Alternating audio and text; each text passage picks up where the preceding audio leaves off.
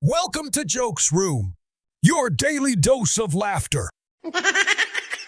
Stumbled through the front door sometime after midnight, reeking of whiskey and bad decisions, his tie hanging around his neck like a surrender flag and one shoe mysteriously missing. The house was dark and silent except for the creaking floorboards beneath him as he clumsily made his way upstairs.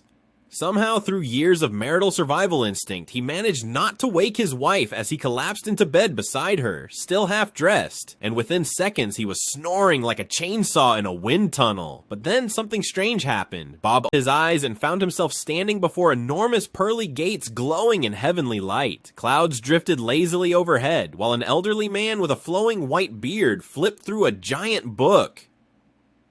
"Bob," said St. Peter calmly, "I'm afraid you died in your sleep." Bob nearly fainted on the spot.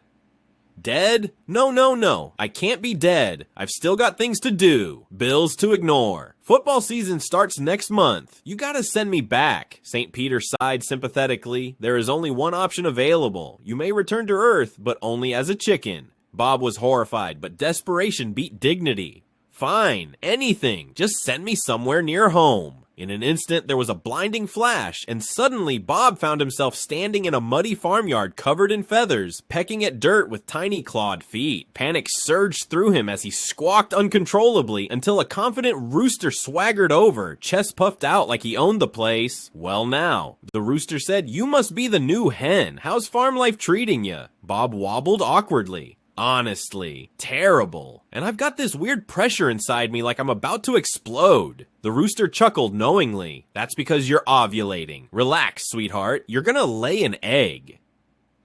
"An egg?" Bob shrieked. "I've never laid an egg in my life." "Take it easy," said the rooster. "Just breathe and let nature do its thing." Bob squeezed his eyes shut, concentrated with every ounce of effort he had, and suddenly, plop! A perfect little egg landed beneath him. Bob stared at it in amazement. A wave of pride and emotion hit him like nothing he'd ever experienced. "I made that," he whispered tearfully. Moments later, another egg appeared, and now Bob was overwhelmed with joy, clucking happily around the coop like the proudest mother alive. As he strained with determination to lay a third egg, he suddenly felt a violent smack across the back of his head and heard his wife screaming, "Bob, wake up!" He jolted upright in bed, confused and disoriented, as she pointed furiously at the sheets and yelled, "You drunk idiot! You've shit the bed!"